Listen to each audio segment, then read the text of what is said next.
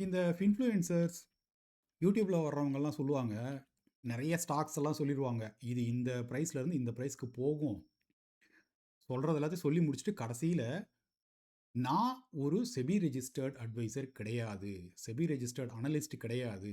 நீங்க உங்க இஷ்டத்துக்கு பார்த்துக்கோங்க. அப்படின்னு சொல்லிட்டு வெளில போயிருவாங்க. இந்த செபி ரெஜிஸ்டர்ட் அட்வைசர் அப்படின்னு சொன்னா யாரு? செபி ரெஜிஸ்டர்ட் அனலிஸ்ட் அப்படின்னு சொன்னா யாரு? பங்கு பரிந்துரைகள் யார் யாரெல்லாம் குடுக்க முடியும்? அப்படிங்கிறத ஒரு சின்ன ஒரு இன்ட்ரோ மாரி உங்களுக்கு குடுக்குறேன். சமீபத்தில நிசிமோட ரிசர்ச் அனலிஸ்ட் அந்த எக்ஸாம் நான் முடிச்சுட்டேன். ஏன்னா, இது முடிச்சுட்டு செபி கிட்ட போயிட்டு, நம்ம லைசென்ஸ் கேட்டோம் அப்படின்னா, லைசென்ஸ் குடுப்பாங்க.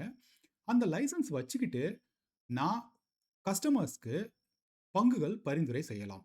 10, 15 பங்குகள் நான் இத வந்து வாங்குனீங்கன்னா, இதிலிருந்து இந்த இடத்துல டார்கெட் போகும் அப்படின்னு சொல்லிட்டு, நம்ம அதுக்கான டார்கெட்ஸ் குடுக்கலாம். என்னுடைய இந்த அறிவை நான் வந்து அ பைசாவா இத நான் வந்து என்னால மாத்த முடியும்.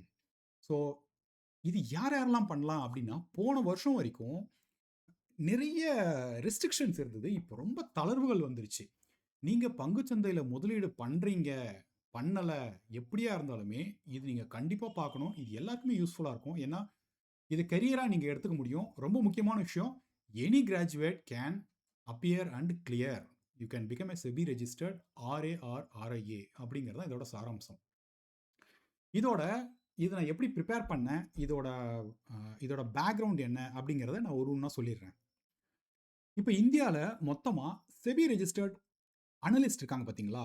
இன்னைக்கு வரைக்கும் 2039 பேர் தான் இருக்காங்க. இவ்ளோ பெரிய கண்ட்ரி வெறுமனே 2039 பேர் தான் செபில ரெஜிஸ்டர்ட் பண்ணி அட்வைசரா இருக்காங்க. ஏன் இவ்ளோ கம்மியா இருக்கு அப்டின்னா, முக்கியமான விஷயம் போன வருஷம் வரைக்கும் நீங்க செபி ரெஜிஸ்டர்ட் ஆர்ஏ ஆகணும், இல்லது செபி ரெஜிஸ்டர்ட் இன்வெஸ்ட்மென்ட் அட்வைசர் ஆகணும் அப்டின்னு சொன்னா 5 வருஷமாவது மினிமம் நீங்க ஃபினான்ஷியல் அந்த துறையில வந்து துறை சார்ந்த எக்ஸ்பீரியன்ஸ் உங்ககிட்ட இருக்கணும். அப்படிங்கிறது முதல் பெரிய பேரிகேடு. நம்ம இப்ப இன்ஜினியரிங் படிச்சிருக்கோம், பிகாம் படிச்சிருக்கோம், அக்ரிகல்ச்சர் படிச்சிருக்கோம். நமக்கெல்லாம் வந்து இது கிடையாதா? அப்படின்னா, இதுவரைக்கும் இல்ல அப்படின்னாங்க. நவம்பர் 2025ல எல்லாத்தையும் உடைச்சு ஓப்பன் அப் பண்ணிட்டாங்க. So anyone can appear and pass. இந்த எக்ஸாமோட ஃபீ ஸ்ட்ரக்சர் எல்லாமே ரொம்ப ரொம்ப ரொம்ப சீப்புங்க. ரூ. 1500 குடுத்தீங்க அப்படின்னு சொன்னா, நீங்க நிசிம்ல போய் சர்டிஃபிகேஷன் எழுதிடலாம். ஸோ ஆர்ஐஏ அப்படின்னா என்ன? ஆர்ஏ அப்படின்னா என்ன? இது 2 தான் இருக்கிறதுலயே டஃபஸ்ட் எக்ஸாம். ஆர்ஐஏ அப்படின்னு சொன்னா ரிஜிஸ்டர்ட் இன்வெஸ்ட்மென்ட் அட்வைசர். ஸோ இவர் என்ன பண்ணுவாரு அப்படின்னா, நான் ஒரு கிளையண்ட் இவர்கிட்ட போய் கேட்குறேன். இந்த மாரி என்னோட ஃபினான்ஷியல் நீட்ஸ்லாம் இந்த மாரி இருக்கு. எனக்கு கோல்ஸ் இந்த மாரி இருக்கு. என்னோட ரிஸ்க் என்னன்னு தெரியல அப்படின்னு சொன்னா, அவங்க உட்காந்து உங்களுடைய கார்பஸ் இவ்வளோ வேணும், உங்களோட ரிட்டயர்மெண்ட்டுக்கு இவ்வளோ வேணும், இதுதான் சொல்யூஷன் சொல்லிட்டு ஃபுல்லா ஒரு structured way of investment advice மட்டும் தான் குடுப்பாங்க. ரிசர்ச் அனலிஸ்ட் அப்படின்னு சொன்னா, பங்குகளை பத்தி அவங்க பரிந்துரை குடுக்கலாம். அது பத்தி ஆ அது பத்தி எழுதலாம். சரிங்களா? அவங்க ஒரு ரூ. 100க்கு ஒரு பங்கு நீங்க வாங்குறீங்கன்னா, இது ரூ. 150க்கு போகும். ரூ. 150ல ஒரு பங்கு இருக்கா? அது 125க்கு கீழ போயிரும். ஏன்? அப்படிங்கிறத ஒரு விளக்கமா நீங்க எழுதலாம். நீங்க வந்து அதுக்கு வந்து ஒரு பங்கு பரிந்துரை நீங்க வந்து இதுக்கு எழுதலாம். இல்லன்னா நீங்க இந்த மோத்திலால் ஓஸ்வால், HDFCலாம் நீங்க பார்த்திருப்பீங்க. ஒரு 2 பக்கத்துக்கு எழுதியிருப்பாங்க. சார்ட்லாம் போட்டு. அதுதான் ரிசர்ச் அனலிஸ்ட் அப்படின்னு சொல்லி. இவங்களுக்கும் பார்த்தீங்கன்னா, இது நீங்க ஸ்க்ரோல் பண்ணி பார்த்தீங்கன்னா, கீழ அ செபி ரெஜிஸ்டர்ட் அனலிஸ்ட் அப்படின்னு போட்டு அவங்களுடைய அ ரெஜிஸ்டர்ட் நம்பர் இருக்கும். இதுதான் செபி ரெஜிஸ்டர்ட் அனலிஸ்ட் அப்படிங்கிறது. இதுல முக்கியமா நெறைய பேர் எழுதுற ஒரு விஷயம், அ மியூச்சுவல் ஃபண்ட் டிஸ்ட்ரிபியூட்டருக்காக எழுதுவாங்க. இது வந்து ரொம்ப காமன், ரொம்ப சிம்பிள். சரிங்களா? ஸோ திரும்ப நான் ரிசர்ச் அனலிஸ்ட்க்கு நான் ஜம்ப் பண்றேன். ஏன்னா நான் இப்ப முடிச்சதுனால எனக்கு இத பத்தின எக்ஸ்பீரியன்ஸ் ஓரளவுக்கு எனக்கு இருக்கு.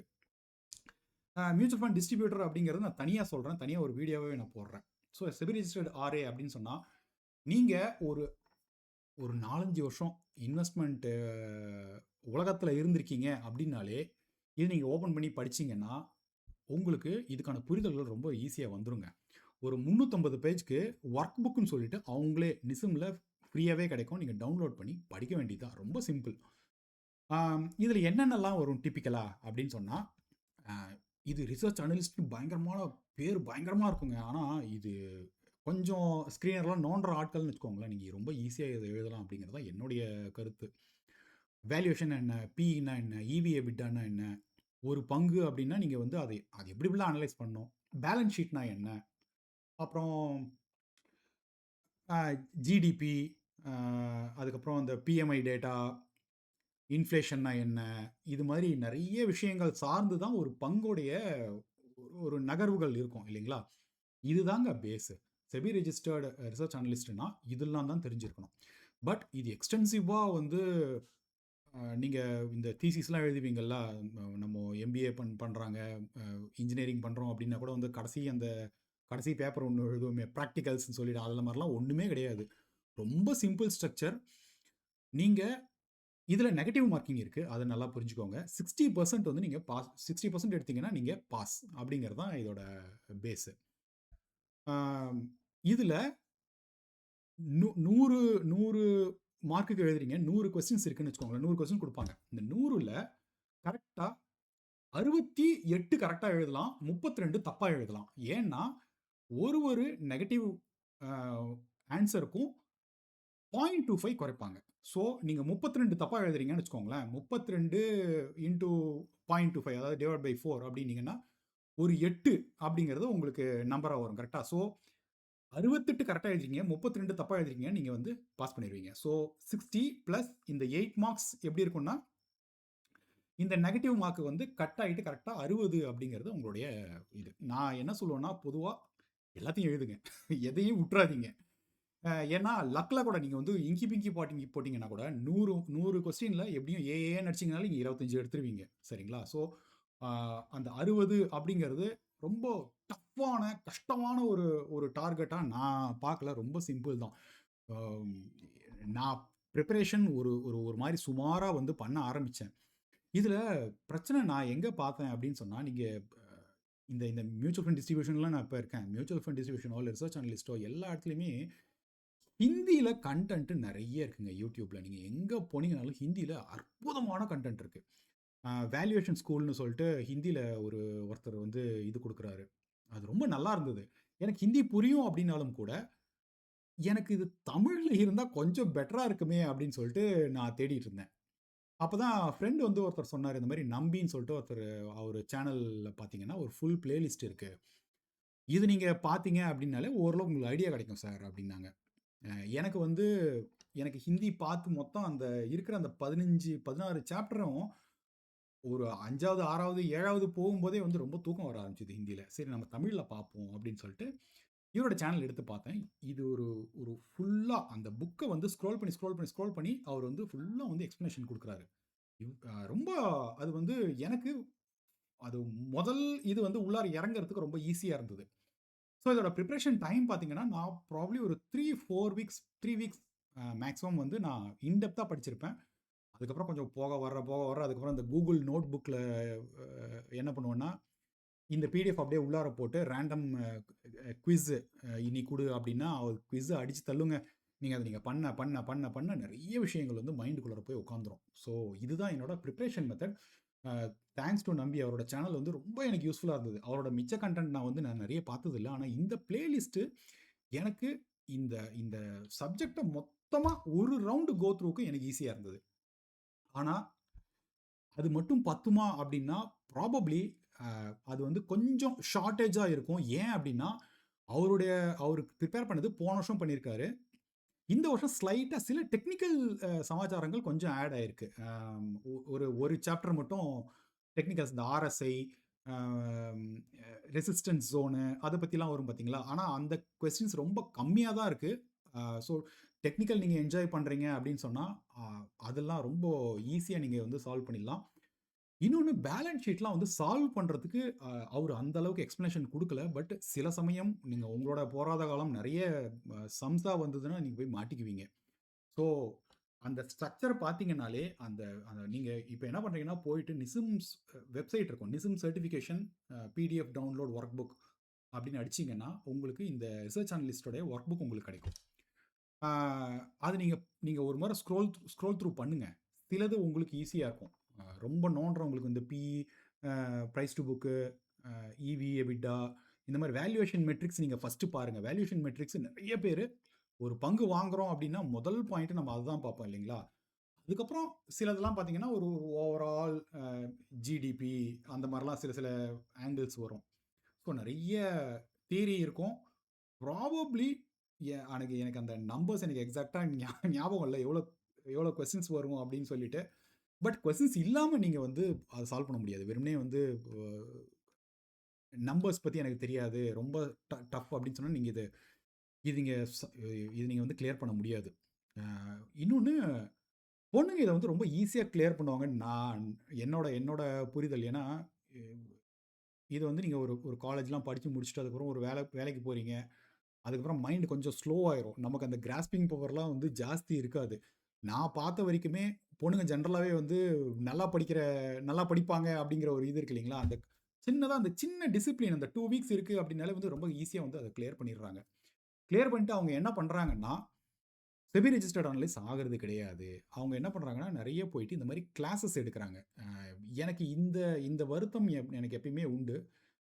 நீங்கள் நிசிம் சர்டிஃபிகேஷன் முடிச்சுட்டு என்ன பண்ணணும்னா, நிசிம் வந்து உனக்கு நமக்கு சர்டிஃபிகேஷன் மட்டும் தான் கொடுப்பான். நீங்கள் அதை என்ன பண்ணணும்னா, எடுத்துகிட்டு போயிட்டு செபியோடைய போர்ட்டல், செபி இப்போ வந்து பிஎஸ்சி கிட்ட கொடுத்துட்டான். ஸோ செபி கிட்ட நீங்கள் போயிட்டு லைசன்ஸ் வாங்கணும். அந்த லைசன்ஸ் வாங்கும்போது அவன் என்ன பண்ணுவான்னா, நீங்கள் ஏதாவது ஃபினான்ஷியல் ஃப்ராட் பண்ணியிருக்கீங்களா, உங்களோட ஆதார், லொசுக்கு, உங்களோட டிகிரி இதெல்லாம் வந்து கரெக்டாக இருக்கா, எல்லாத்தையும் பேக்ரவுண்ட் வெரிஃபிகேஷன் ஃபுல்லாக பண்ணுவான். இது கிட்டத்தட்ட 3லேருந்து 6 மாதம் எடுக்கும்.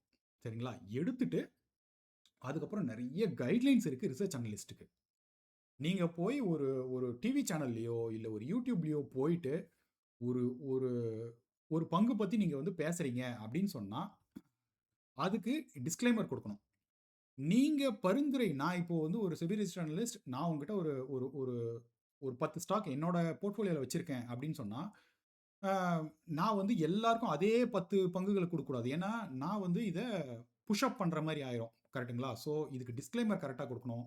எந்தெந்த வீடியோ ரெக்கார்ட் பண்ணுறனோ அதெல்லாம் வந்து செபிக்கு வந்து நான் சப்மிட் பண்ணணும். ஸோ மந்த் ஆன் மந்த்து நிறைய அந்த ரெகுலேஷன்ஸ் எல்லாமே இருக்குது. நிறைய பேர் இந்த ரெகுலேஷன்ஸை ஃபாலோ பண்ண தேவையில்லை, I will be a free bird அப்படிங்கிறதுனாலே அவங்க என்ன பண்ணுறாங்கன்னா, நிசம் சர்டிஃபைடு ரிசர்ச் அனலிஸ்ட் அப்படின்னு போட்டுட்டு இந்த மாதிரி கோர்ஸ் எடுக்கிறாங்க.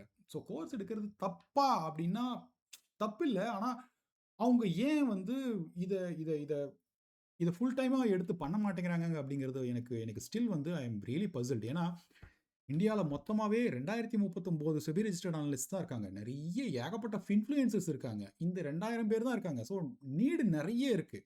ஒரு ப்ரோ இந்த ஸ்டாக் வாங்கலாமா ப்ரோ, இந்த ஸ்டாக் வாங்கலாமா ப்ரோன்னு சொல்லிட்டு நம்ம எவ்வளோ இடத்துல நீங்கள் பார்க்குறீங்க.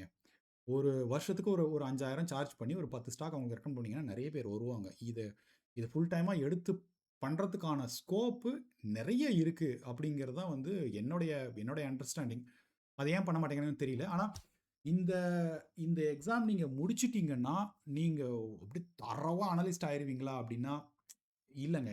இது ஒரு சின்ன ஒரு எல்கேஜி மாதிரி தான். இது நீங்கள் படிச்சுட்டு உடனே கிரேட் ஆயிருவீங்களா அப்படின்னா ஆக முடியாது. நீங்கள் in depth everyday you need to spend hours. ஏன்னா ஒரு ஃபண்ட் மேனேஜர்லாம் பார்த்தீங்கன்னா 10 வருஷம் 15 வருஷம் த்ரூ அவுட் வந்து ஒர்க் பண்ணி ரிசர்ச் அனலிஸ்ட் பண்ணி அப்பயும் வந்து they go wrong in few cases அப்படின்னு இருக்கும்போது, நம்ம ஜஸ்ட் லைக் தட் ஒரு 60 மார்க் எடுத்து பாஸ் பண்ணிட்டோம் அப்படின்னு சொன்னால் நம்மளோட தேர்வுகள் எல்லாமே சூப்பராக இருக்குமா அப்படின்னா ஐ ரியலி டவுட். நீங்கள் இந்த எக்ஸாம் எழுதாமையே இதை விட பெட்டரான ரிசர்ச் அனலிஸ்ட் வெளியில் நிறைய பேர் இருக்காங்க. சரிங்களா? இதை ப்ரொஃபஷனலாக எடுத்து நீங்கள் பண்ணலாமா அப்படின்னா any degree holder can two. தைரியமாக இதை நீங்கள் பண்ணுங்கள். ஒரு ஃபியூ இயர்ஸ் உங்களுக்கு எக்ஸ்பீரியன்ஸ் இருக்குது, ஒரு ஆர்வம் இருக்குது அப்படின்னாலே நீங்கள் தாராளமாக இதை நீங்கள் அட்டன் பண்ணலாம். ஒரு 1500 ஆகுங்க, அவ்வளோதாங்க. You can take your chance. உங்களுக்கு ஏதாவது டவுட் இருக்குது, இதை பற்றி ஒரு கிளாரிட்டி உங்களுக்கு வேணும் அப்படின்னா தாராளமாக நீங்கள் வந்து கமெண்ட் செக்ஷனில் போடுங்க. என்னோட எக்ஸ்பீரியன்ஸ் நான் வந்து சொல்கிறேன். ஸோ எனக்கு இருந்த பெரிய பிரச்சனை இங்கிலீஷில் கண்டென்ட்டே இல்லை. நம்ம படிக்கிறதுக்கு வந்து இங்கிலீஷில் கண்டென்ட்டே கிடையாது. ஸோ நிறைய பேர் வந்து already SEBI register analyst NISM certification முடித்தவங்க என்ன பண்ணுறாங்கன்னா, சிலர் வந்து கிளாஸஸ் எடுக்கிறாங்க. அதில் எனக்கு ரொம்ப ரொம்ப நல்ல ஒரு டீச்சர் மாதிரி எனக்கு எதுவுமே பெருசாக கிடைக்கல. உடமையில் கொஞ்சம் பார்த்தேன், 1, 2 இருந்தது. எனக்கு என்னவோ அதோட ரேட்டிங்ஸ் பார்த்தேன், கமெண்ட்ஸ் பார்த்தேன். பெருசா நான் பார்க்கல. நான் நம்பியோட அந்த தமிழ்ல இருக்கிறத நான் ஃபுல்லா பார்த்தேன். பார்த்துட்டு நீங்க இந்த ப்ரொஃபசர் ஷீதல்னு சொல்லிட்டு அவங்க வந்து அவங்களதோட ஹிந்தியில தான் கன்டென்ட் இருக்கு. நீங்க லிங்க்டின்ல போய் அவங்ககிட்ட கேட்கலாம். அவங்க நெறைய இந்த அ இதெல்லாம் வந்து கொஸ்டின்ஸ் சால்வ் பண்றதுக்குலாம் நெறைய பிராக்டிகல் இதெல்லாம் வந்து நெறைய குடுக்குறாங்க. அது ப்ராபப்ளி உங்களுக்கு யூஸ் ஆகும். பட் அ ரொம்ப ஆர்வம் இருப்பவர்கள் கண்டிப்பா you have to crack it. ஏன்னா நான் நான் இந்த எவ்வளோ பேரு செபி ரெஜிஸ்டர்ட் அனலிஸ்ட் வந்து ஒரு ஆ 6 மந்த்ஸ் முன்னாடி பார்த்தேன். கிட்டத்தட்ட 1600, 1700 பீப்பிள் தான் அப்படின்ற மாரி பார்த்தேன். இப்போ கொஞ்சம் ஜாஸ்தியா இருக்கு. இந்த வித்தின் 6 மந்த்ஸ்ல any degree holder can do அப்படின்னும்போது நெறைய பேர் உள்ளார எழுதுறாங்க, பாஸ் பண்றாங்க அப்படின்னு நான் நெனைக்கிறேன். ஆ நிசிம் சர்டிஃபிகேஷன் மட்டும் முடிச்சுட்டு, செபி கிட்ட போய் லைசென்ஸ் வாங்காம கொஞ்சம் பேர் இருக்காங்க. சரிங்களா? அந்த அந்த நம்பர்ஸ் எவ்வளோங்கிறது எனக்கு தெரியல. எனக்கு தெரிஞ்சு ஒரு 30,000, 40,000 பேரு நிசிம் சர்டிஃபைடு அப்படி சொல்லிட்டு இருப்பாங்க. நிசிம் சர்டிஃபைடுங்கிறது வந்து அது அது அந்த மாரியே சொல்லிக்கூடாது. அது ஒரு பேட்ஜா போடலாமா அப்படிங்கிறதே ஒரு சின்ன டவுட் எனக்கு இருக்கு. ஏன்னா, நீங்க சர்டிஃபிகேஷன் முடிச்சீங்கன்னா வந்து it it it means nothing. நீங்க போய் உங்களுடைய டாக்குமெண்ட்ஸ் எல்லாம் உங்களோட ஐடிஆர் ஃபார்ம் எல்லாத்தையுமே நீங்க வந்து ஆம், செபி கிட்ட குடுத்து, அவங்க கிராஸ் செக் பண்ணி, ஓகேப்பா இவங்க பங்கு பரிந்துரைகள் பரிந்துரை பண்ணி, இவங்க காசு சம்பாரிக்கலாம் அப்படின்ற அவங்க ஒரு ஓகே குடுக்குறாங்க பார்த்தீங்களா? அப்பதான் you become SEBI registered research analyst. சரிங்களா? NISM certified research analyst don't have any big say. But அவங்க கொஞ்சம் நாலேட்ஜ் அவங்ககிட்ட ஓரளவு இருக்கு அப்படிங்கிறது மட்டும் தான் இதோட பேக்ரவுண்டு. ஸோ வேற ஏதாவது விட்டுருக்கனா அப்படிங்கிறத ஒரு ஒரு ரவுண்டு பார்க்குறேன்.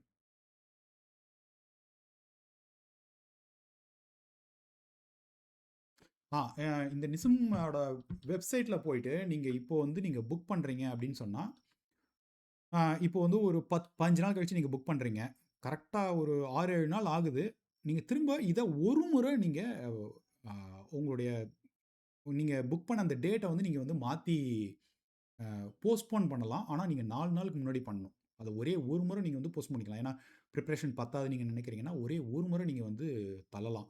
ஆனா, என்னோட கேஸ்ல என்ன ஆச்சுன்னா, நான் இது வந்து மோகன்குமார் ராமகிருஷ்ணன் நீங்க பார்க்குற நெறைய பேருக்கு தெரியும்னு நெனைக்கிறேன். அவர் தான் வந்து சொன்னாரு, "நீங்க ரிசர்ச் அனலிஸ்ட்ல ஈஸியா பண்ணலாங்க. நீங்க பண்ணுங்க" அப்டின்னாரு. அதுவரைக்கும் எனக்கு சுத்தமா எனக்கு ஐடியாவே கிடையாது. ஆ ஸோ ஐ திங்க் மிட் ஜான்ல லைட்டா மெதுவா ஆரம்பிச்சேன். ஒரு ஒரு 1 மந்த் அப்படியே நான் பார்த்தேன். அதுக்கப்புறம் சில பெர்சனல் கமிட்மெண்ட்ஸ் நெறைய ஆச்சு. நான் சுத்தமா அத வந்து மைண்ட்ல எனக்கு இல்லவே இல்ல. ஸ்லோவா வெளில போயிட்டே இருக்கு. பண்ணணும், பண்ணணும், பண்ணணும்னு சொல்லிட்டு தள்ளிக்கிட்டே போகுது. சடன்லி என்ன பண்ணேன்னா, ஒரு ஒரு 3 டேஸ் முன்னாடி தான், சரி நாளான்னைக்கு ஒரு ஸ்லாட் கிடைக்குது. படக்குன்னு புக் பண்ணிட்டேன். புக் பண்ணிட்டு, அடடா! கிட்டத்தட்ட ஒரு 1 1/2 மாசமா நான் அந்த புக்க நான் பார்க்கவே பார்க்கலையே! அப்படின்னு சொல்லிட்டு யோசிச்சுட்டே இருந்தேன். முன்னாடி நாள் கூட எனக்கு நெறைய ஒர்க் இருந்தது. முன்னாடி நாள்லாம் பயங்கரமான அலைச்சல். சுத்தமா புக்கு கிட்டத்தட்ட ஒரு 1 1/2 மாசமா நான் பார்க்கவே பார்க்கல. ஸ்டில் நான் போய் அட்டெண்ட் பண்ணேன். கரெக்ட்டா பாஸ் பண்ணிட்டேன். அ ஸோ என்னோட என்னோட வியூ படி it's not a very tough exam to crack. ஓரளவுக்கு இன்ட்ரெஸ்ட் இருக்கிறவங்க போதுங்க. பட் மிச்சபடி உங்களுக்கு ஃபினான்ஸ் பேக்ரவுண்ட் ஆல்ரெடி இருக்கு. நீங்க பிகாமு ஆம் இல்ல வந்து ஒரு எம்பிஏ பண்ணியிருக்கீங்க. இந்த மாரி நம்பர்ஸ்ல உங்களுக்கு நெறைய இன்ட்ரெஸ்ட் இருக்கு. பிகாம்ல இதே மாரியான சப்ஜெக்ட் படிச்சிருக்கீங்க. இல்ல ஃபினான்ஸ் படிச்சிருக்கீங்க அப்படின்னு சொன்னா ரொம்ப ஈஸியா நீங்க கிராக் பண்ணலாம். இது ஒரு பெரிய விஷயமே கிடையவே கிடையாது. ஸோ ஹோப் இந்த வீடியோ உங்களுக்கு ஓரளவுக்கு ஹெல்ப்பா இருக்கும் அப்படின்னு நினைக்கிறேன். Thank you. நான் வந்து செவி ரெஜிஸ்டர்ட் ஆகறதுக்கு இன்னும் கொஞ்ச நாள் ஆகும். ப்ராபப்ளி நான் இத ஒரு ஹோல்ட்ல வச்சிருக்கேன். மேபி ஒரு ஒரு 10, 12 மாசம் கழிச்சு ப்ராபப்ளி வந்து செபிக்கு போயிட்டு பண்ணலாம், ரெஜிஸ்டர் பண்ணலாம் அப்படின்னு இருக்கேன். ஸோ இந்த எக்ஸாமோட வேலிடிட்டி சொல்லிடுறேன். ஸோ மொத்தம் 3 வருஷம் உங்களுக்கு வேலிடிட்டி இருக்கு. இன்னைக்கு எழுதுறீங்கன்னா, கரெக்ட்டா இன்னைக்குலேருந்து 3 வருஷம் கழிச்சு 3 வருஷத்துக்குள்ளார நீங்க நீங்க உங்களோட எக்ஸாம ரெனியூ பண்ணணும். ரெனியூவல் எக்ஸாம் வந்து ரொம்ப சிம்பிளா தான் இருக்கும். ரொம்ப டஃப்பா இருக்காது. ஸோ அதுக்கப்புறம் ரெனியூவல் பண்ணிக்கிட்டே போணும். ரெனியூவல் டேட் நீங்க மிஸ் பண்ணிட்டீங்க அப்படின்னு சொன்னா, திரும்ப வந்து ரீஅப்பியர் ஆகணும். ஸோ இது வந்து ரிசர்ச் 15 வச்சுக்கோங்களேன். 15A, 15B அப்படின்னு இருக்கும். நீங்க 15A வந்து எழுதணும். First time எழுதுறவங்க. ரெனியூவலுக்கு வந்தீங்க வந்து பி எழுதுனா போதும். பி வந்து it's not a very tough. இது எல்லாமே உங்களுடைய அந்த எக்ஸாம் சென்டர்ஸ்க்கு தான் போய் எழுதணும். இது வந்து வீட்ல இருந்து எழுத முடியாது. உங்களோட பிஎம்பி, ஐடிஎல் மாரி இது எழுத முடியாது. ஸோ ஓரளவுக்கு இத நான் கவர் பண்ணியிருக்கேன் அப்படின்னு நினைக்கிறேன். Thank you. Have a great day.